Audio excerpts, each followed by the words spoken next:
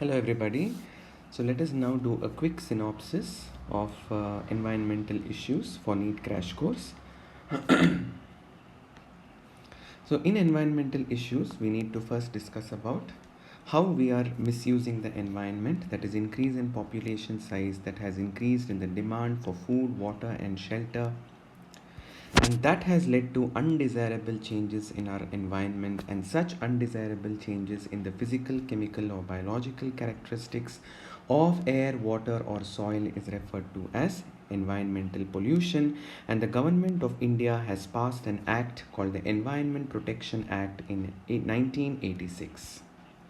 What exactly is a pollutant? So, you all have to remember that any substance that is released in excessive quantities and any substance that can bring about an undesirable change is considered to be a pollutant. Now, to give you some of the examples for pollutant, you have nitrates and phosphates, which are mostly found in fertilizers, which are known to decrease the fertility, increase the fertility to such an extent that obviously it leads to a gradual decline because it will not allow the biodiversity to thrive on such a soil.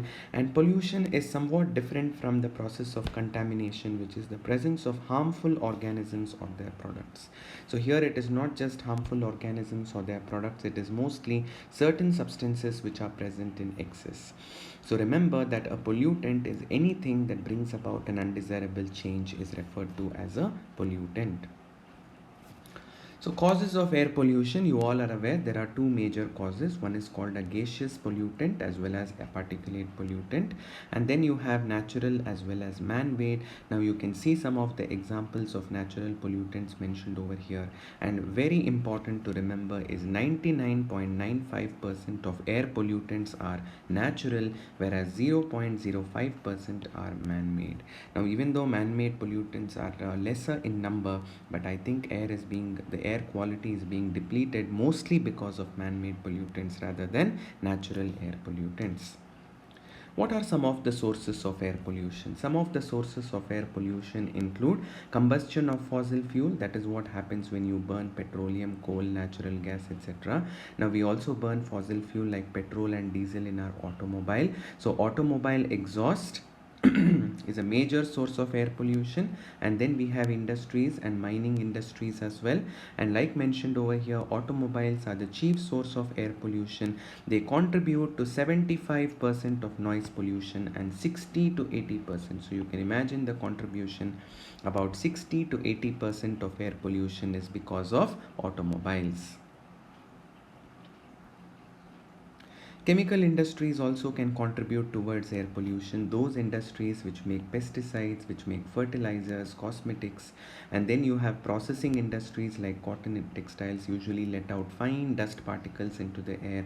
Asbestos industry, welding industry, stone crushing and gem grinding industry, and mining industry, they are all known to emit a lot of toxins into the air, such as oxides, poisonous oxides of carbon, oxygen, carbon, nitrogen, sulfur, etc., and also release a lot of particulate matter into the air, and chemicals such as hydrocarbons, fluorides, photochemical oxidants, and CFCs or chlorofluorocarbons.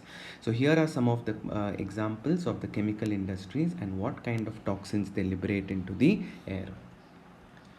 Air pollutants, how do they affect living organisms? They cause injury to living organisms, they reduce the growth and yield of plants and crops, and they cause premature death in the case of plants. How do they mostly affect humans and animals? In humans and animals, they are known to affect the respiratory system. They cause harmful effects like inflammation of the bronchial tubes, and that may lead to premature death, and that may lead to certain severe conditions such as asthma and bronchitis, isn't it? So, majorly in case of humans and animals, our respiratory system is severely affected by air pollution. There are two types of air pollutants: primary air pollutants. Now, primary air pollutants are pollutants as they are not reacting with anything else, or they are not products of some kind of a reaction. Like, for example, you have carbon monoxide, unburnt hydrocarbons, etc. Whereas if primary air pollutants react with each other, so when they are suspended in the air, when they are present in the air for a long period of time, the primary air pollutants end up reacting with each other, and they give rise to an even more toxic form of of pollutant, which is referred to as a secondary air pollutant. So secondary air pollutants are products of reaction between primary air pollutants. You have peroxyacetyl nitrate, that is PAN, ozone, nitric acid, sulfuric acid. Smog is a very important pollutant, which is a secondary air pollutant, which is a reaction that is happening between so many primary pollutants in the presence of sunlight, and we call it as a photochemical smog. Automobile pollution, like we saw, it contributes to 60 to 80% of air pollution and 75% of noise pollution. Mostly the chemicals released by automobiles include unburnt hydrocarbons, carbon monoxide, nitrogen oxide, sulfur oxides, ammonia, and most poisonous lead. That's why it is important to use unleaded petrol, because lead is something which is very, very toxic to living organisms, and one of the major sources of lead is automobile pollution. How do we control automobile pollution? Now, by installing certain structures or certain components to our vehicles, which are referred to as catalytic converters. These catalytic converters contain in them certain expensive metals like platinum, palladium, and rhodium. What they do is they convert some poisonous gases into less poisonous forms. For example, they convert unburned hydrocarbons into carbon dioxide and water, and they also convert toxic oxides of carbon like carbon monoxide and nitric oxide into less toxic forms, that is carbon dioxide and nitrogen. It is very important to note that if you are using a catalytic converter in your vehicle, you must ensure that you must use unleaded petrol, because lead inactivates these catalysts, which are platinum, palladium, and rhodium, and if these catalysts are inactivated, then the purpose is not served. As a result, if you have installed a catalytic converter, you have to make sure that your vehicle is running on unleaded petrol. And then proper maintenance of automobiles, of course, regular phasing out of old vehicles, and you have to maintain the automobile regularly. You have to get the engine checked so that the efficiency is good and it is burning the fuel to its full possible efficiency. Moving on to noise pollution. When we talk about noise pollution, initially it was not recognized as air pollution, but later it has been recognized as an integral part of air pollution, because it leads to several psychological and physiological distress in case of human beings. Even if you get a brief exposure to high level noise, that is 150 decibel or more, then you can see that is something that is generated by takeoff of a jet plane or a rocket. It can lead to permanent hearing loss in case of humans. In India, like I said, initially the Air Act was enforced in 1981, but then later it included even noise as well. So it was amended in the year 1987 to include noise as an integral component of air pollution. So noise is also considered as an air pollutant today. In order to get rid of the particulate matter, we have to discuss about something called electrostatic precipitator. So all of you please remember, electrostatic precipitator gets rid of particulate matter, and this electrostatic precipitator is a device which has electrode wires which are maintained at very high voltage, and they release a corona of electrons, and then when you pass a dusty air or dirty air through this particular instrument, the dust particles in the dirty air will get attached to electrons, and these electrons will impart a negative charge to the dust particles. And then what happens is you will pass these dust particles through a set of collecting plates which are grounded, and these negatively charged dust particles, how did the dust particles get negatively charged? Because these electrons attach to the dust particles, and these dust particles which are negatively charged will get collected on the collecting plates which are grounded. It is said that these electrostatic precipitators can remove particles of 0.05 to 5 micron meter in size, very, very small size, and they can remove them to the extent of 99%. But it is very important that the dirty air that is passed through the electrostatic precipitator must be passed very, very slowly, so that these particles can react with the electrode wires, they can get imparted with a negative charge, and then they can settle down easily on the collecting dust, on the collecting plates. Okay, so here you can see the image of an electrostatic precipitator. You are letting in the dirty air through here, and the clean air is coming out of the other end, and notice that there is a discharge corona of electrons around the negatively charged wires. The dust particles will get negatively charged, and then as they are passed through the collecting plates, you can see how the dust particles will settle down on the collecting plates, and the air that is coming out of the other end is relatively pure. And then you have another equipment, another instrument here, another apparatus which is called as a scrubber. As you can see, a scrubber is mostly used in order to get rid of oxides of sulfur in the air, not particulate matter. It is mostly used to get rid of toxic gases. As you can see, dirty air is passed into the scrubber, and spray of water or lime is let into this particular scrubber. So this dirty air is treated with a spray of water and lime. Then what happens is this water and lime will react with the toxic gases like oxides of sulfur that is present in the dirty air, and these oxides of sulfur are precipitated, they're removed from the air, and so the air that is coming out of the scrubber is relatively cleaner. So remember that scrubber is mostly used to get rid of oxides of sulfur by passing a spray of water or lime through the dirty air. Now we were talking about electrostatic precipitator which can get rid of particulate matter. Now according to the Central Pollution Control Board, particles which have a diameter of less than 2.5 micron meter or 2.5 micron meter, which are called PM 2.5, are the most toxic or most harmful to the human health, because these are very tiny particles and they can easily make their way into your airways, into your respiratory tract, and they can cause breathing and respiratory distress, irritation and inflammation and damage to the lungs as well as your alveoli, leading to premature death. So basically, how do we control? Because we saw that automobile pollution is the automobile exhaust is the one that is a major contributor to air pollution. So switching over to public transport, phasing out of old vehicles, use of lead-free petrol, which is called green gold or green petrol, and use of petrol with reduced sulfur in it are some of the measures that one can adopt to reduce automobile pollution, especially in urban regions.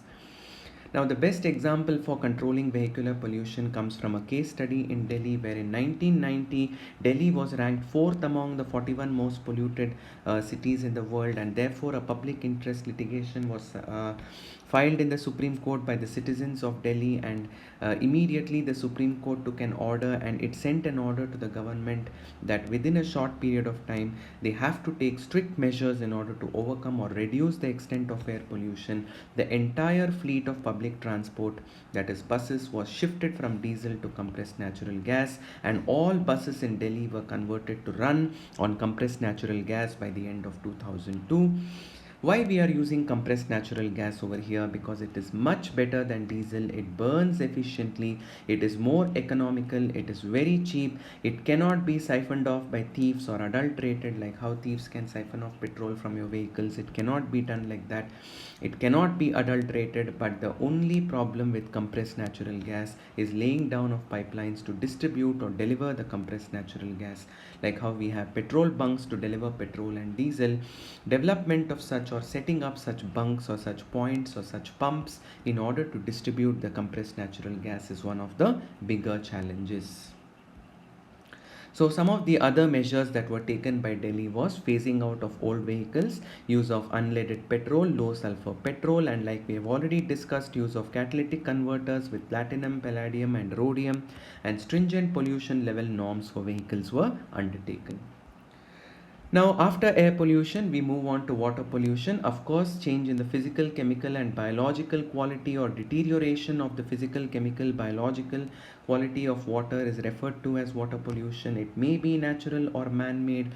The government of India has passed the Water Act, the Water Prevention and Control of Pollution Act, way back in 1974 to safeguard and protect all our water resources against pollution. Natural water pollution is something that is brought forth by clay and silt and animal waste and dead and fallen leaves like twigs and fruits and leaves, etc., which fall on the forest floor. So this is something which is brought about by natural phenomena, and that's why it is called natural water pollution. Something which is brought forth by man-made activities or human activities is called as anthropogenic or man-made water pollution. Majorly it is because of domestic sewage, it is because of using soaps and detergents and agricultural fields, because of excessive fertilizers and pesticides, industrial waste, heat, radioactive waste from radioactive research centers as well as nuclear power reactors, and animal waste from sheds and slaughterhouses, and of course oil spills. All of them contribute towards water pollution.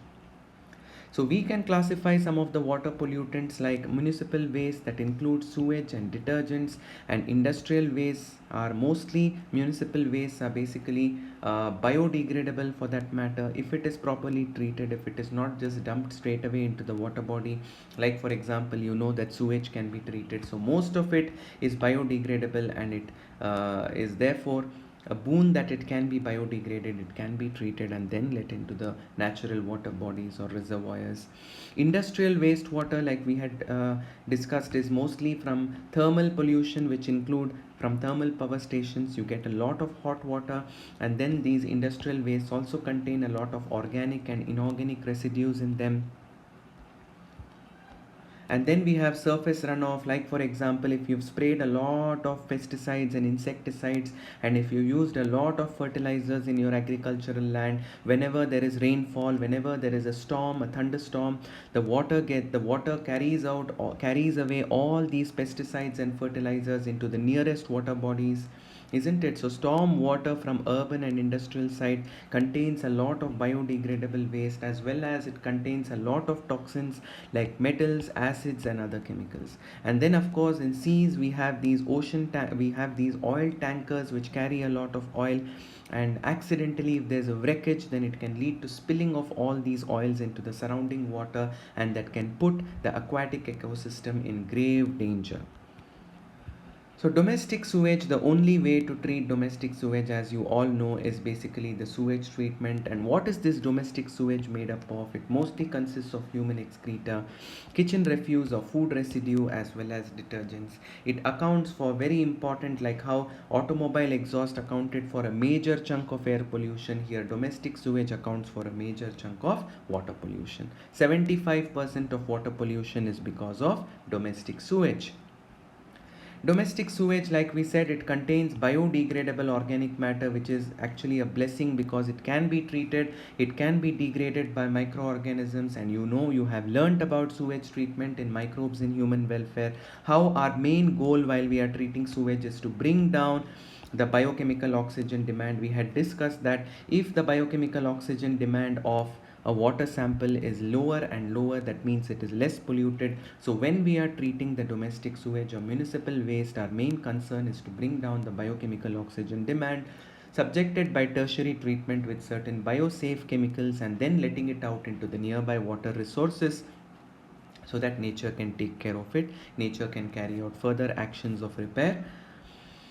So basically, if you see that sewage is being dumped into the river body, say for example, you can see that there is a drastic decline in dissolved oxygen in the water that is at a point where it is dumped, and there is a decline in population of fishes and other organisms. Say for example, you have rivers like Ganga and Kaveri into which industrial wastes are being dumped.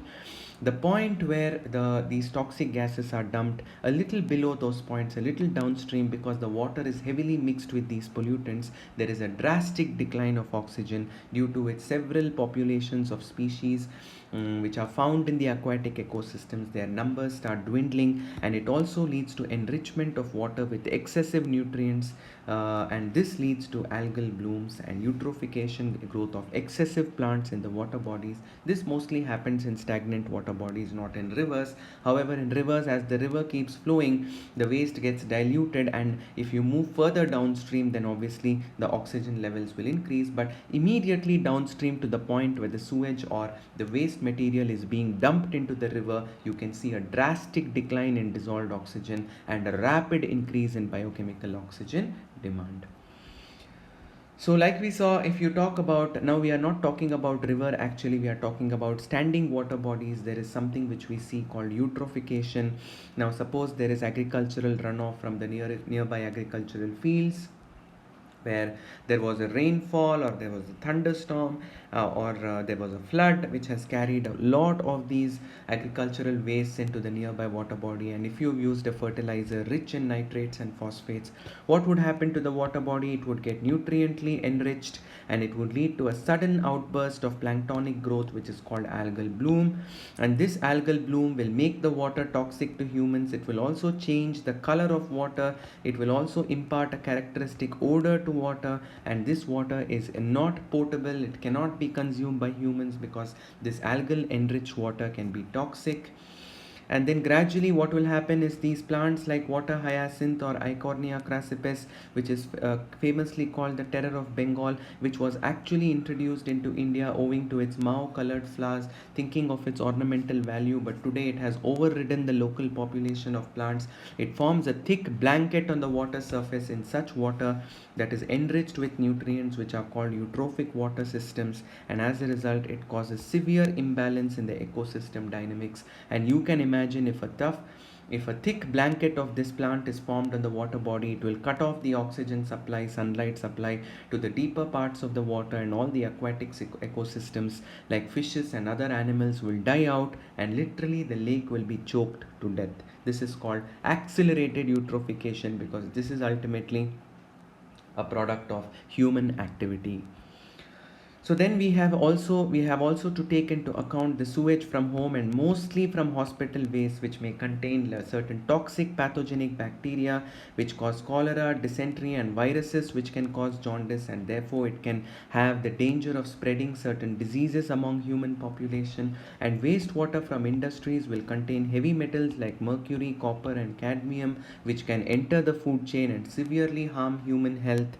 And then I told you from thermal power stations, you have heated water, superheated water, which is directly let into water bodies. And then you can imagine there will be a sudden shift in the temperature dynamics of the water bodies, and that will kill all the temperature sensitive organisms. And this is something which is brought forth by superheated water. It is called thermal pollution, another danger of water pollution in aquatic ecosystems.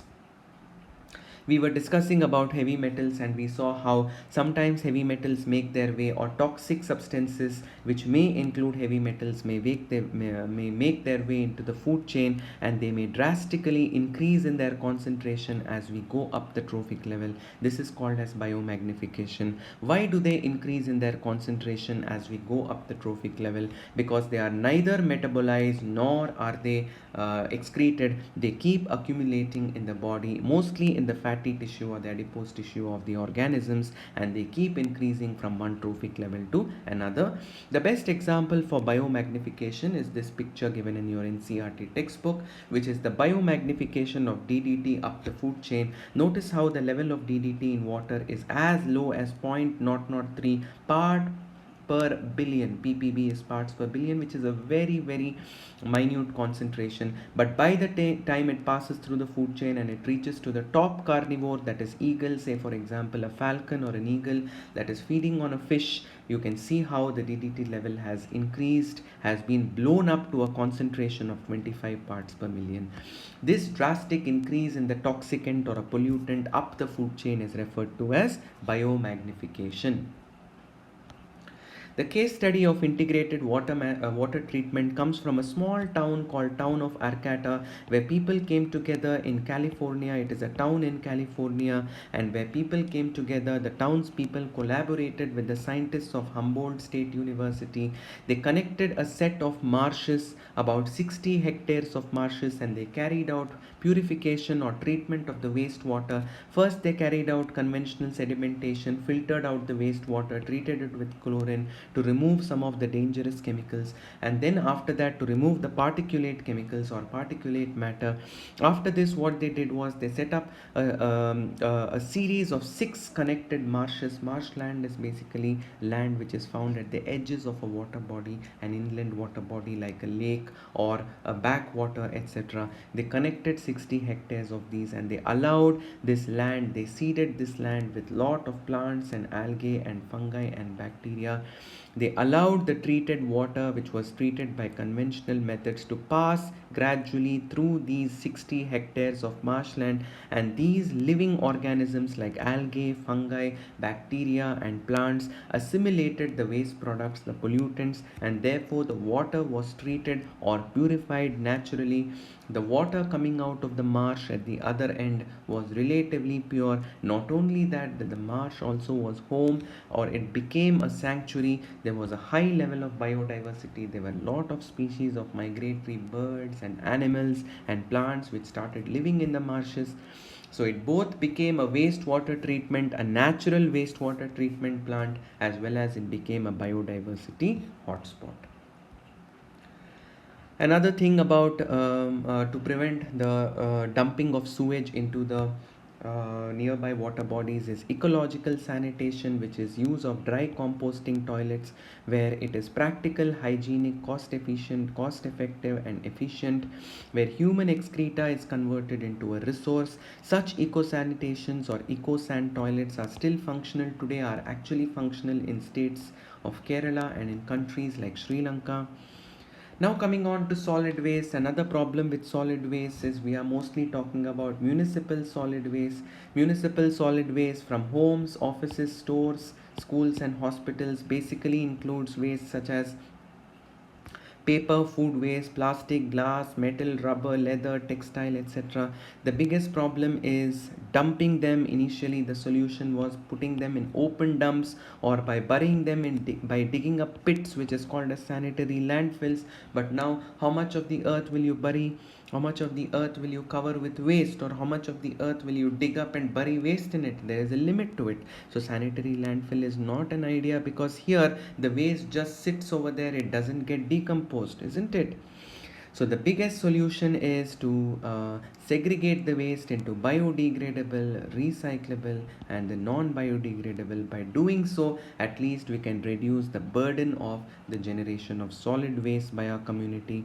Hospitals also generate a lot of solid waste. The only solution is, because the hospital waste contain a lot of toxins or pathogens in them, the only solution is to burn them down completely by using incinerators.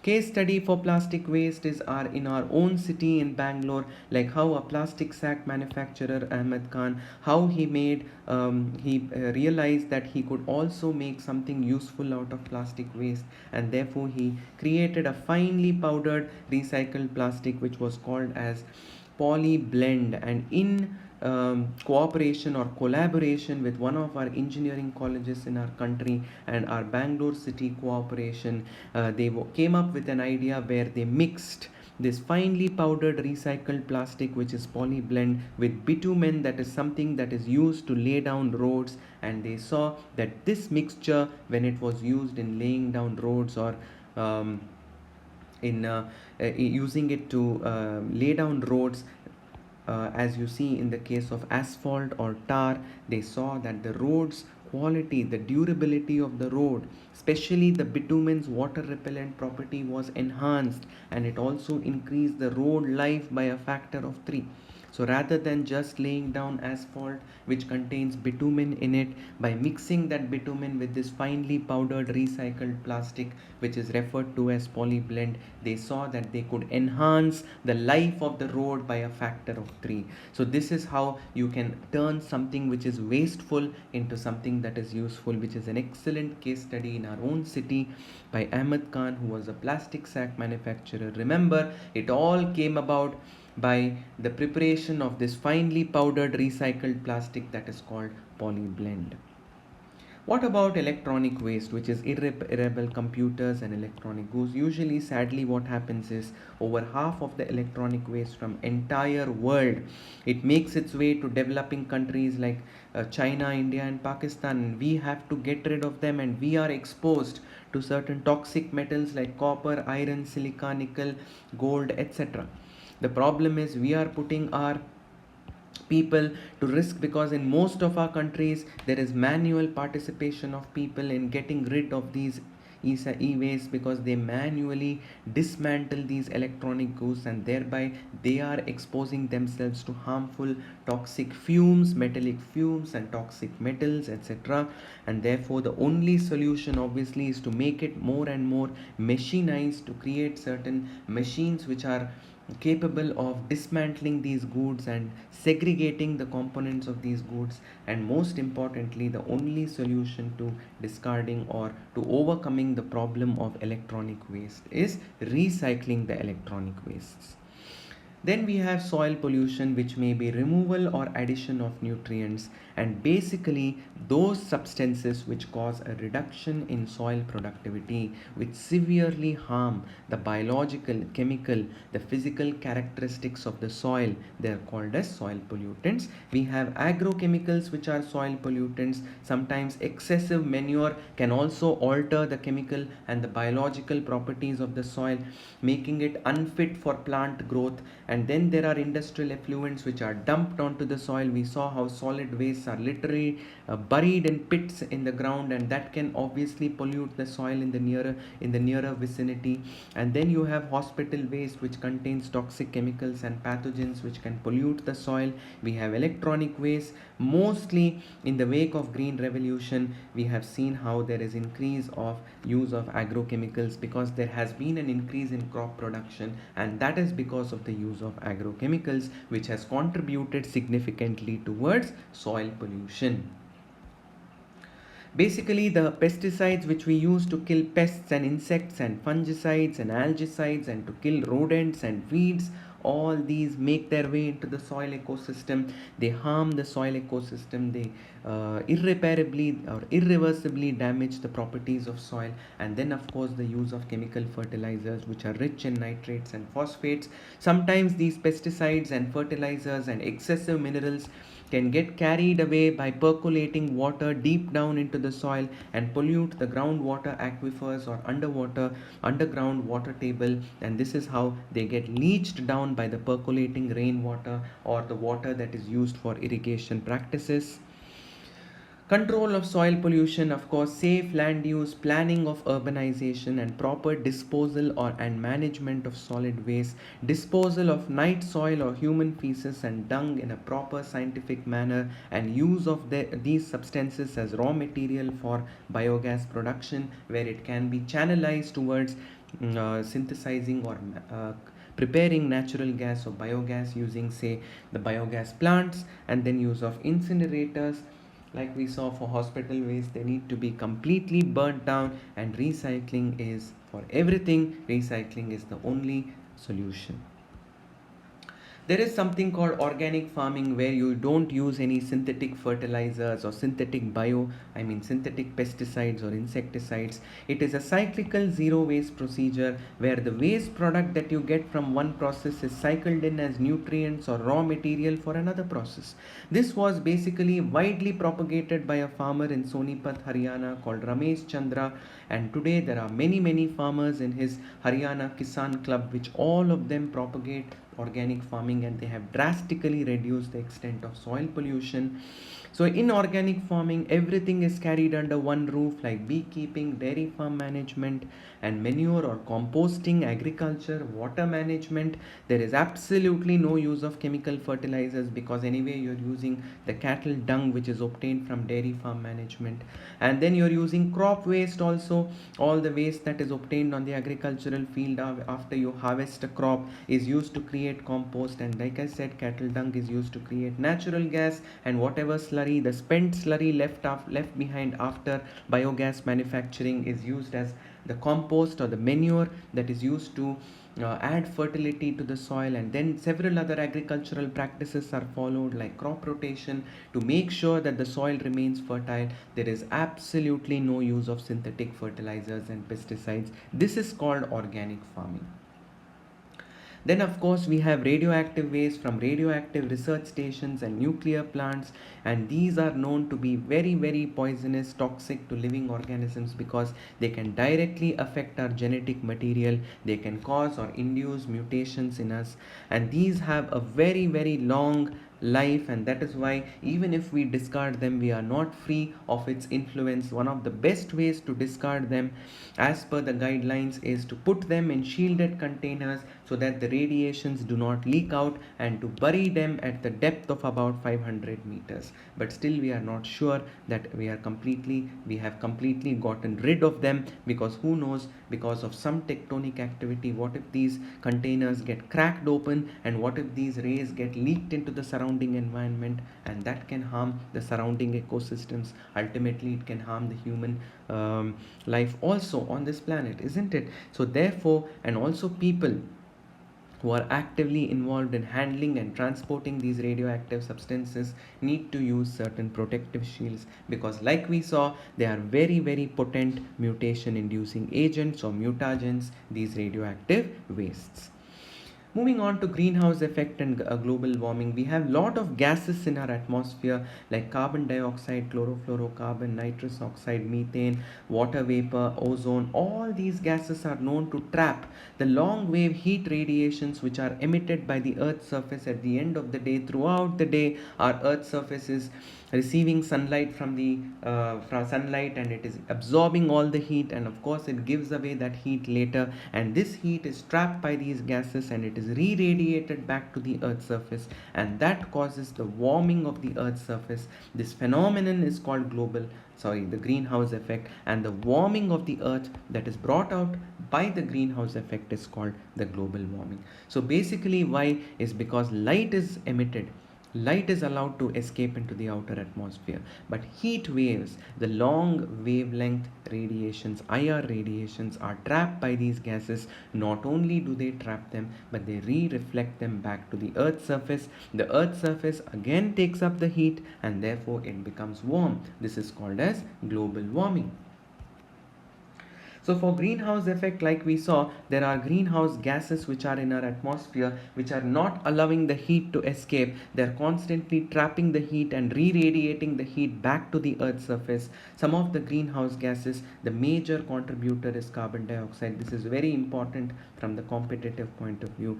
Major contributing greenhouse gas is carbon dioxide, 60% contribution to greenhouse effect, 20% methane, 14% chlorofluorocarbon, and 6% is nitrous oxide. We also have water vapor, and which also may contribute towards the greenhouse effect. Okay.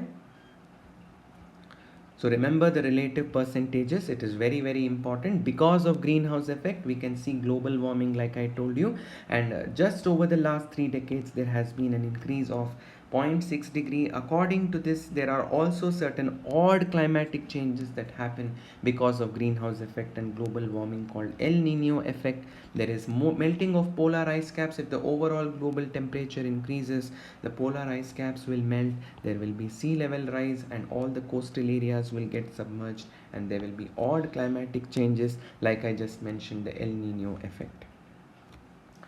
Like you see some of the changes over the years, methane, which had a concentration in our atmosphere, has 700 parts per billion in the pre-industrial time, has now reached 1750 parts per billion in the year 2000, which is a very high concentration. Chlorofluorocarbon is basically released by certain aerosols and propellants, like you have the jet planes, and like in the case of jet fuel, you can see these aerosols. Even air conditioners and refrigerators can release chlorofluorocarbons into our atmosphere. Nitrous oxide, how in the pre-industrial times the concentration was only 270 parts per billion, but now it has reached 316 parts per billion. The major sources of nitrous oxide is combustion of nitrogen rich fuels, livestock waste like in the case of animal sheds, and organic farms, and breakdown of nitrogen fertilizers drastically, which is used in the soil to enhance the soil fertility. So indirectly you can see how agricultural farms are also contributing towards greenhouse effect. Effect on atmosphere, we already saw that it can lead to cooling of the stratosphere, and it can ultimately, because if there is a heating of the troposphere, it can ultimately lead to the cooling of the upper regions of the stratosphere, which has had a drastic impact on the ozone hole. It has disrupted communication also because of cooling in the thermosphere, which is important for radio communication. Some of the approaches to deal with global warming is, of course, complete replacement of chlorofluorocarbon. We have to get rid of these chemicals called chlorofluorocarbon. We have to increase the vegetation cover. We have to reduce the use of nitrogen fertilizers. Limiting the use of fossil fuels, automobile exhaust, that is burning of automobile exhaust, the number of automobiles that are employed, that are on the streets, must be reduced, and use of fluorescent bulbs and filament bulbs in houses also do contribute towards greenhouse effect, and this also needs to be reduced. And then we saw how there is depletion of ozone layer. Ultimately, ozone layer occurs at a height of about 15 to 35 kilometers from the earth's surface. It is very, very thin over the equator. It occurs at a greater height above the equator. However, it is thicker at the poles, isn't it? And then the thickness of the ozone layer is measured in a unit which is referred to as the Dobson's unit. One of the major ozone depleting substances is chlorofluorocarbon, because chlorofluorocarbon is discharging, or it reacts with the UV radiation in order to release the chlorine atoms, and the chlorine atoms will attack the ozone or the O3 molecule in order to release oxygen, and thus disrupting ozone layer. Although it is occurring in the stratospheric region, this ozone layer has developed a hole in the Antarctic region, probably because all the toxins or all these ozone depleting gases are carried to the polar areas, and that is where they create a hole. Hole is basically not literally a hole, but an area where the ozone layer has become thinner. One of the dangers of depletion of ozone layer is the shorter wave, the intermediate wave of UV. There is shorter UVC, intermediate UVB, and longer UVA. The most detrimental of them is the intermediate wavelength of UVB, and these UVB radiations can reach the Earth's atmosphere and they cause severe damage. See, basically these UVB radiations are shielded by the ozone layer, but because of the thinning of the ozone layer, these UVB radiations reach the Earth's atmosphere. They cause severe damage to DNA. They are mutagens. They lead to inflammation of cornea, causing snow blindness. They also affect our skin. They cause skin cancer. They cause rapid multiplication of the skin cells by altering the DNA or the genetic material of the skin cells, leading to skin cancer. They can also lead to cataract, as well as, like I said, inflammation of the cornea, leading to temporary blindness, which is called snow blindness. These are the harmful effects of UVB, which is otherwise thankfully shielded by the ozone layer. In order to curb the ozone depletion or the release of these ozone depleting substances, an international treaty called Montreal Protocol was signed in Montreal in 1987, and this Montreal in Canada, and in view of the deleterious effects of ozone layer damage. And what were the guidelines that were laid down? The guidelines have been laid down, and definite roadmaps which every country has to follow to bring out, or you can say to put out, less of these ozone depleting substances into our atmosphere. Sometimes we don't use our natural resources properly, and that also, if there is unplanned, if there is erratic use or unscientific use of our natural resources, it can put our natural resources to risk, and it can lead to its degradation, and this is called improper resource utilization and maintenance. So one of the examples, or one of the detrimental effects, is soil erosion. When you don't use your land properly, or when you convert a forest land into an agricultural land, and when you don't scientifically carry out agriculture in that, you can be resulting in, or you can be creating a removal or carrying out a removal of the fertile topsoil layer, and this is called soil erosion. What can cause soil erosion? Over cultivation, unscientific agriculture, unrestricted grazing. Animals are left to graze at their own will, they are not restricted at all, and then forests are cut down, deforestation, proper irrigation practices are not carried out in the soil. All this will reduce the quality of the soil and leading to soil erosion. Converting fertile land into large uncultivable barren land is called as desertification. Of course, the major cause of desertification, where patches of forests are converted into barren land, is because of increased urbanization. Then you know about deforestation, removal or decrease or deterioration of forest cover. Actually, it has been observed, it has been reported, 40% of the forests have been lost in the tropics today. 1% of the forests have been lost in the temperate regions. In India, the forest cover was 30%. Sadly, now it is only 19%. According to the National Forest Policy, what does it recommend? Under normal, ideal conditions, it recommends 33% of forest forest cover for the plains and 67% forest cover for the hills. But see how there has been a reduction in our own country from 30% in the past to 19% today, and in tropical regions the reduction is 40%. In temperate regions the reduction of forest cover is 1%. This removal or decrease or deterioration or cutting down of trees is referred to as deforestation. Causes of deforestation is why? Because man would want to convert forest into agricultural land for his own selfishness, like we saw how great stretches or vast stretches of forest in the Amazonian rainforest is being converted to agricultural land. You know why? To grow grasses and soya bean to feed beef cattle. So for man's selfish needs, you are converting forest land into agriculture, which is one of the major causes of deforestation.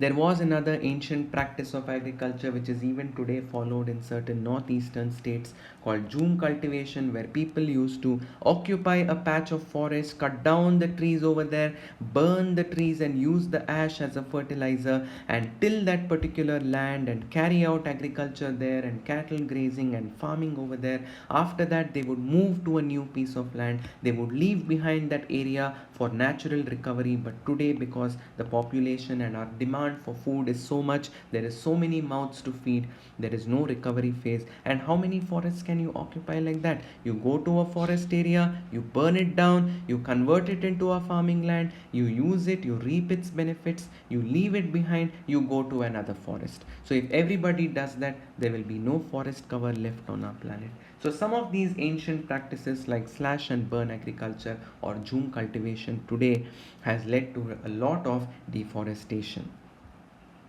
Prevention is afforestation, where there was no plants before, you have started planting trees over there, or where a forest was existing before and it was brought down for some reason and again you have regrown that forest. Something which you regrow is called as reforestation, and somewhere where you plant trees where plants never existed before, that is called as afforestation. So afforestation is where you grow a forest where none existed earlier. Reforestation is where you restore the vegetation in an area where once there was a forest that was thriving and it was removed due to some man-made activity, or it was due to some natural calamity, or maybe a forest fire, or maybe a volcanic eruption, or anything, or destruction due to an earthquake or anything of that sort. So somewhere where you plant trees where none existed before, that is called afforestation, and where you plant or restore the vegetation in a place where vegetation was destroyed for some reason but it did exist in the past, it is called reforestation. The best example for reforestation, or how plants are important or vegetation is important, and how some people in the past have shown exemplary courage in protecting our wildlife, comes from the case study of people's participation in conservation of forests or conserving trees. In 1731, in the early 18th century, a king of Jodhpur sent across some of his workers to, or ministers and workers, to bring for wood from the forest in the nearby village which was inhabited by Bishnois. And these Bishnoi communities, they are known to exist peacefully with nature and they are known to worship their trees. So they did not allow these king's men to collect wood from their village. Mostly they grow a type of a plant which grows in their village is called the Kejarli. This village was called the Kejarli village because it has lot of these plants called the Prosopis, which is the Kejri tree in this particular village. So when they went to collect wood or collect the material from this plant, they were not allowed by these people. The Bishnoi community thwarted them or stopped them. But they did not stop, and especially a woman called Amrita Devi from this Bishnoi community, she put up a fight with these kingsmen, but unfortunately the kingsmen did not heed and they killed this woman and they cut down the trees. And this woman, because she showed exemplary courage in protecting the trees of her community, of her village, the Kejri trees of her village, today the government has instituted an award in her name called the Amrita Devi Bishnoi Wildlife Protection Award, because she came forward and she stood for her community, she stood for her trees. She said that she would not allow the king's men to destroy the trees, to cut down the trees for their selfish reasons, and as a result, she has been one of those people who has shown courage towards protecting what we can consider forests also as wildlife, protecting the wildlife, and therefore an award has been instituted in her name, and the award is called Amrita Devi Bishnoi Wildlife Protection Award. Whoever shows such exemplary courage today is awarded with this particular title, and this is in fond memory of Amrita Devi, who belonged to the Bishnoi community. So this is one case study that you should know in people's participation in conservation of forests. Then we have Chipko movement in Garhwal Himalayas, the tree hugging movement in 1974, where people started hugging the trees and they came in the way of the acts of the contractors. By hugging the trees, they did not allow these contractors bearing their axes in order to cut down the trees. So they protected the trees from being felled, from being cut down, and this is called the Chipko movement, as they were hugging the trees in an attempt to protect them from the acts of the contractors. Today there is a joint forest management. It was instituted by the government way back in 1980s, where you take the help of all the tribal people and all the local communities. It is like a give and take. It is like you can say both of them are benefited. The government is also benefited, the local communities are also benefited. So what is this give and take kind of an arrangement, where the local communities are actively involved in protecting and managing forests? In return, what do the local communities get? Of course, they're taking care of their own home because they live in the forests. That is one thing. And the government also gives them certain forest products. They are allowed to reap the benefits of certain forest products like fruits, gum, rubber, and medicine. So they do their bit to the forest, and the forest also produces certain substances, and they can reap the benefits of these substances, isn't it? So they are also benefited, and they are working hard towards maintaining the forests, and we are also benefited because our country's green cover is protected. And this, which is conducted as a joint effort between the government agencies, between the wildlife protection agencies and the local communities or the tribal people who are living in the wild communities, who are actually living in the forests, isn't it? They live in the cradle of the forests. So this is called the joint forest management. So by doing so, what can be done? Forest can be conserved in a sustainable manner. There is no overuse. Of course, today what is happening is the forest is giving its benefits, but we are overusing it. But when this is done, the local communities take care of the forest, and they make sure that everything is happening in a controlled, in a sustainable manner. There is no overuse. So it basically puts greed in a back seat. It only takes necessity into account in this particular case. So with this, we conclude the synopsis of the chapter Environmental Issues. Thank you.